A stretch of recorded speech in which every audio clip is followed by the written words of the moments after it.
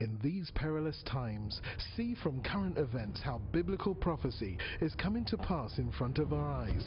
You're watching In the Last Days, the program that looks at Israel and the end times with teaching from a Hebraic perspective. With Martin and Natalie Blackham, thank you to our friends and partners who make this program. Shalom, my friend. This is wonderful to be again with you today. This is In the Last Days TV program. And again today we have the joy to have Shmuel Bowman with us again. Thank you for coming again to be with us. You're welcome. It's good to be here. Thank you. Thank you. And we're going, we're speaking a bit before making the program, the beauty of the Hebrew language, the importance of it, the importance of the Torah, the Word of God, and how there is so many things that we want to share with you. So we're going to start with Shmuel, and let us pick up from what we were saying last time. We were speaking about two letters, the bet and the pay. Yes. And we're speaking about the family. It's all there. I mean, we have so many deep questions. Unfortunately, so many deep problems in our world. Going back to the basics, what are those building blocks? What are the spiritual DNA? We believe they are the Hebrew letters. These are the letters that literally came down to us from heaven, from God. This is the original language. This is the dialect spoken in heaven. And so we need to go back to them and try to figure out what lessons, what's going on in there. We have to listen carefully. And so we talked about the letter bet and the letter pay last week. And if people are not familiar with these letters, so there's wonderful, great resources such as your book. Yes, and here we go. There's the book. And this is really written simply. It's just the beginning, but it's really like an appetizer, and it's like to dig and to start to discover the wisdom of God. And it's a guidebook. You need this book in order to go further. It's the instruction manual, okay? And so take a look at the book.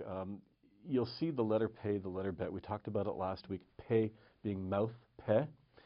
Bet, bite, house. And we talked about last week how when we write the letter pay, so there's actually the white letter inside, okay? We call this black fire on white fire.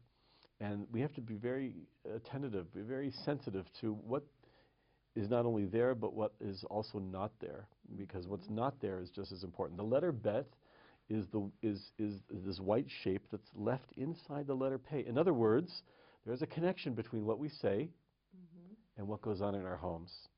Wow, what a revolutionary idea. It's incredible, because what that means is that the way we speak it in our homes has a reflection on what? On the way we speak outside. Okay? It becomes very clear. I know that when I'm talking with somebody, I have a very clear indication what's happening in their home life. It's connected. A lot of people think, they make this mistake, that they've really got to act especially nice in the workplace, you see, in the market, in public life. And that's very nice, and people should act nice. And then they figure they get home and, they can hang up the jacket and they can hang up their manners. And they can talk to their families. Husbands can talk to their wives how they want, and wives can talk to their husbands how they want, and children to parents. And no, it's just the opposite. Just the opposite. That's where we have to be most careful, and most sensitive, most loving. And it's right there. It's in the Hebrew alphabet. This is wonderful. You were telling me, we were speaking also a bit about the importance again of that and about the letter Lamed. Well, take a look at the letter Lamed, and we're going to have the letter Lamed on the screen. So you can take a look at that letter Lamed. Well, it's a tall letter.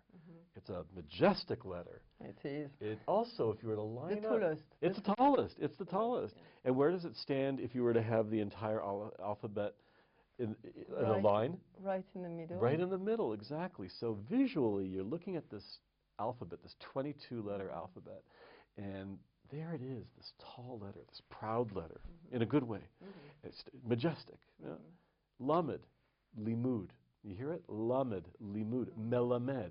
Lamed means education, to learn, to teach. Okay? Anything that has to do with education, which we really got to get back to in terms of being a creative, not a cookie cutter, individualized way of communicating and a way of bringing God's message into the world, because every person, every student is going to learn differently, and every teacher is going to teach differently. Okay? This is interesting again, because we were homeschooling our children, and one of the things of homeschooling was like is individual teaching. It's like everybody is different, so everybody has a different way of learning, strengths and weaknesses. And so again, it's very interesting that in this kind of education, we choose it because we weren't happy about the education, you know, the national education in England. And we saw the fruit of doing it at homeschool, because again, the home was important. That's where it begins. And you know, Natalie, when we look at, for example, and I invite anybody who's watching to join me in opening up Deuteronomy chapter 6, verse 4. And this is the Shema, Hear, O Israel, God is one. And it goes on from there. A lot of people think that's the end of it. It's not the end of it. It goes on to this incredible instruction that has sustained us for thousands of years. And exactly like you're saying here, Vayuha devarim ha'eleh, okay? Let these matters that I command you today, okay, Asher anochi mitzavecha hayom al levavecha, that I will command you today to be on your heart. Now listen to this. Teach them thoroughly to your children. Right? Teach it and speak to them while you where? Sit in your home. And then while you walk on your way, and when you go to sleep, and when you rise up. What is that? That's the home. The home is the original classroom. The home is the original classroom. And it needs to be our primary classroom. It needs to be our primary learning place. And that's where we're going to be teaching the commandments of God. So if anybody watching this feels that, oh, you know, I'm feeling so isolated and so alone, I'm in my home, and I don't know, is there really an infrastructure in my community that supports what I'm doing? Doesn't matter. What are you doing in your home? That's what the Bible, that's what the Torah is teaching us. Teach this unto your children in your home. And then afterwards it says, and then take it out. And so the lamed that we just saw on the screen, that tall, majestic lamed, sits in the middle of the alphabet. Now let's take a look at something really interesting. Let's take a look at the letter Kuf. Now again, we'll show the letter Kuf on the screen. And the Kuf is very similar, but also very different than the lamed. We notice that instead of it going up, it's actually going down. Isn't that something? It's lower. It's lower. And it's no accident, because there are no accidents and there are no coincidences. But the letter Kuf in Hebrew is Kuf. Can you hear Kuf? Kuf. And Kuf means? Monkey. Monkey. And it's interesting, because a friend of mine actually said, even visually, if you look at the letter Kuf, it kind of looks like a monkey, and you know how they kind of like they're hanging on the tree and the arms dangling down, and he's not really doing too much. Well, he's not doing too much, but you know what he is doing? He's copying. You ever been to the zoo, and you've been to the monkey section, and they're so cute, and they're like, you know, and then so all of a sudden you notice that they're scratching, and you realize it's because you're scratching, and then you realize you go and you interact in a certain way, and the monkey's doing the same thing. What's he doing? The monkey is looking at you, copying you. No creativity, okay? No real thought or individuality involved. Whatever you're doing, I'm going to copy. And what's so interesting is that the Kuf is a polar opposite from the Lamed. Lamed, education, individualized, creative, teach your children in your home, right? Versus monkeying and copying. And it's so interesting that in scribal law, in ancient scribal law, the rabbis warned us that you might be in a situation where your lamed, the top part of the lamed, that masthead almost, that pillar, might accidentally enter into another letter. For example, a resh, for an example, or a daled, anything that's open. And you may perceive that other letter suddenly becoming a kuf. In other words, you've turned the lamed into a kuf. And look at the other way around. You could have written the letter kuf, and you could have that little dangling leg there, touch by accident into the letter chaf. And we should show the letter Chaf on the screen too, to see how that could happen. You can imagine what would happen is now the Kuf is turning into a Lamed. And the rabbis warned us, okay, thousands of years ago, don't mix those two letters up. Be careful. Watch out. We don't want to turn copying like a monkey into education, and we don't want to turn education into copying like a monkey. Keep those concepts apart. Powerful idea. I know. This is very interesting again, because you see, I mean, we homeschool our kids, so we took the time to educate them, and very often I was saying, when kids are going to school, they are like little cows, and they go on the machine, and there is a big factory, and they end up have corned beef at the end. Little box, they are all the same and come out. And it's like, this is not what God wants. And I'm so sorry to see that education very often now is like that. You take like wild little cows, put them in a system, and they all come corned beef, and that's it. But this is not what God intended for us. God, the Torah, the Bible, through the letters, creates for us, okay, through God's will, the perfect pedagogic model, the perfect educational model. It is a system that works, and you're absolutely correct. It's based on an individual approach. And whether it's homeschool or whether you do, as we've done in our community, get involved with the school, take a leadership role, and demand of the educator, demand of the principal. This is not the way. We don't want our kids coming out like corned beef packages. Okay, we demand something different. I insist in engaging in a dialogue with the educational authorities, so that doesn't happen that way. Or as you say, homeschooling. Or hey, here's a wild idea. How about talk to your children when they come home? How about spending the Sabbath, whatever that may be for you, and taking that time? You know, a lot of people say, I'm taking time off for the weekend. Wrong. Take time on for the weekend. Okay, turn it up, not down. Engage in a different way. Go back to Deuteronomy 6. And what does that mean? And it says, we were talking about this word, Vashinantam. The word when we teach our children, the word, it actually... Explain a bit, because... I'd be delighted, because... I might just tell them quickly. You know, when I'm reading slowly the Torah, in Hebrew, I'm so pleased, you know, slowly it's coming. And suddenly one day I was in Deuteronomy 6, and it's like, teach your children. So I knew about it, and I knew about lilmod, which is like teach. And suddenly I see this is not lilmod, this is another verb that I don't have a clue about.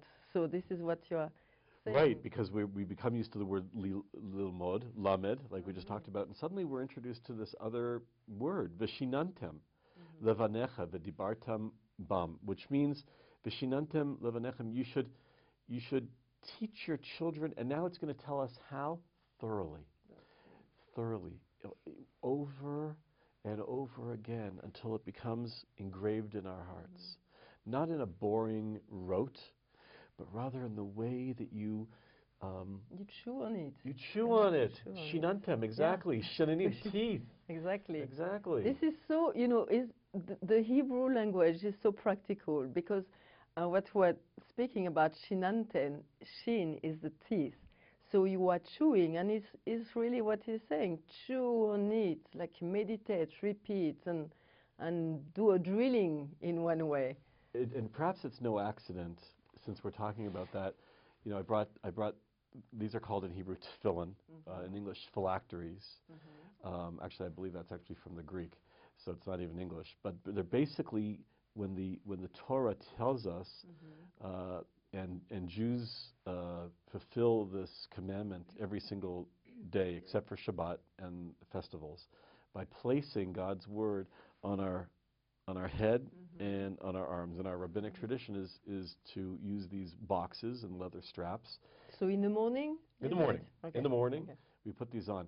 And what's really interesting, since we're talking about, this would be the one that goes on the head. This is the one, and so basically it would be something like this. These are just boxes to protect them.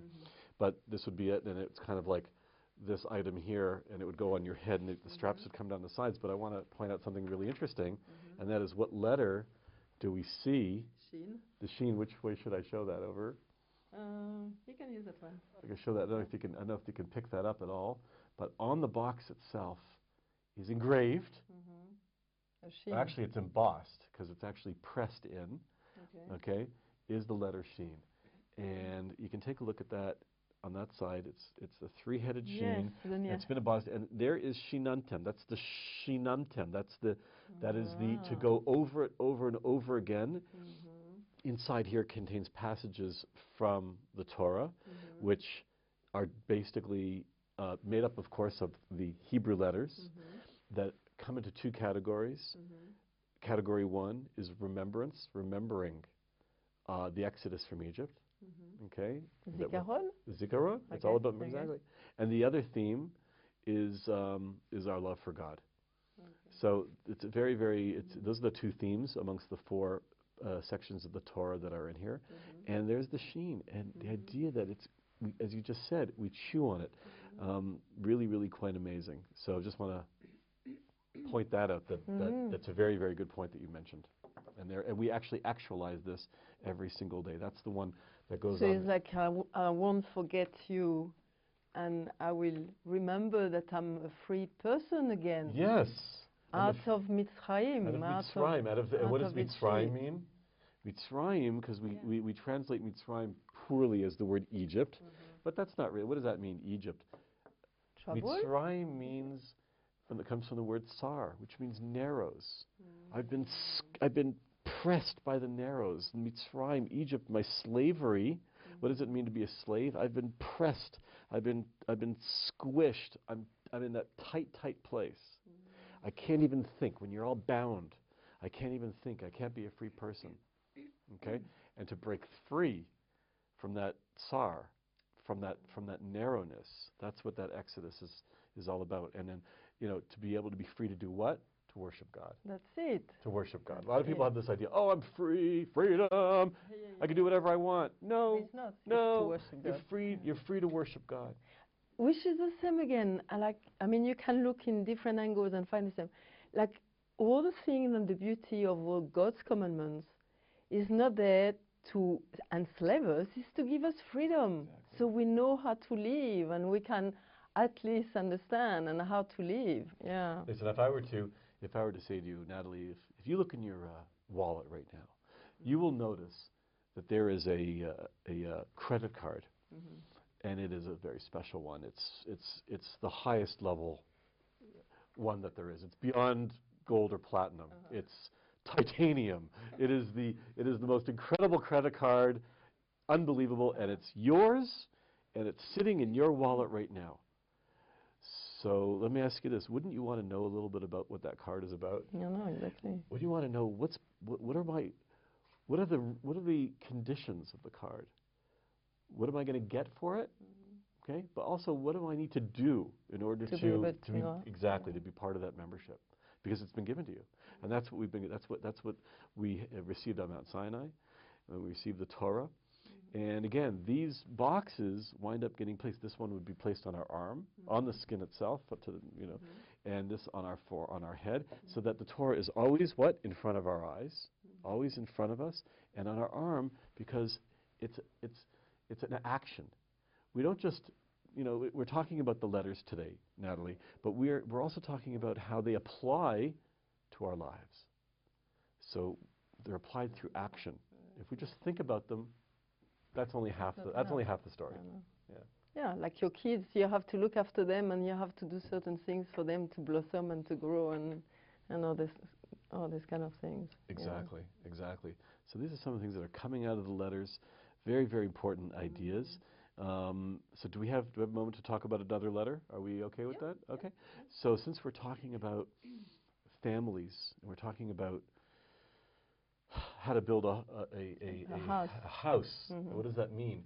So that has to do with the way we interact. Let's take a look at the letter chet. The letter chet, right over here. Okay, right over here. We'll show it up on the screen right now. Okay, it's of course the 8th letter. The 8th letter is a very interesting letter because, of course, we talk about a concept called gematria. And gematria is the fact that each letter of the Hebrew alphabet corresponds with a numeric value. Aleph is 1, Bet is 2, Gimel is 3, and so on and so forth. And that those numbers mean something. So therefore, when we have a word made up of what? Hebrew letters, we break them down into the numeric value. Look what happens when we find another word of the same numeric value. We need to listen carefully, look carefully. Maybe those two words have something in common. Sure. Maybe they do. Okay? So we need to look at that. The letter Chet is the 8th letter, and 8 is very interesting because 8 is 1 above 7. What's 7? 7 is nature. God creates the world in 7 days. Well, 6 days, and the 7th day God rests. 7 is a natural number. So therefore 8 is supernatural, is 1 above. It's very interesting. If you take a look at the numeric 8 and you turn it sideways, what do you get? The symbol for infinity. So there's infinity. It's unmeasurable. It's supernatural. It's beyond nature.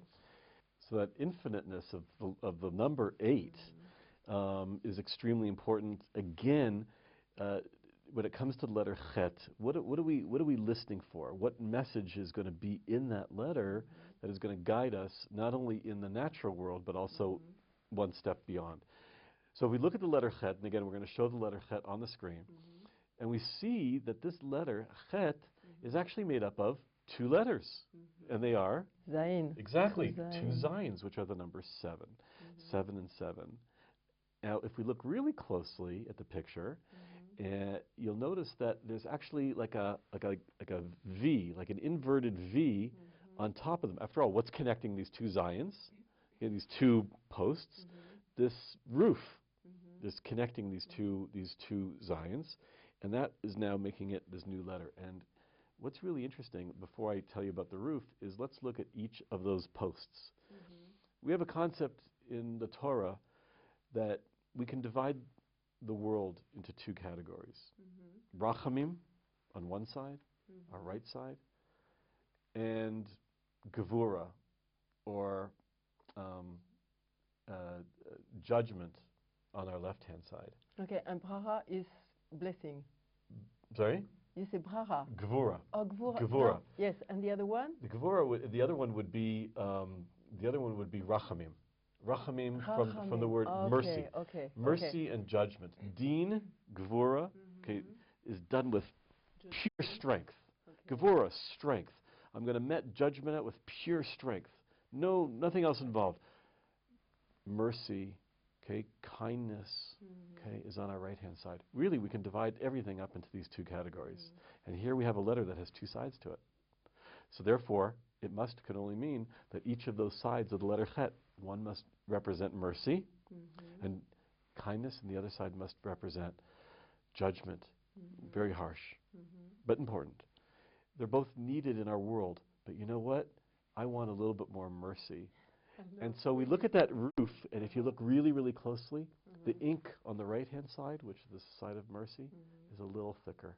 In other words, all things being equal, I want a little bit more mercy. And this is a model for our homes. We're so quick to judge. We're so quick to anger. We're so quick to come to conclusions. Bring in a little bit more mercy and kindness. Dan l'kafzchut, judge everybody.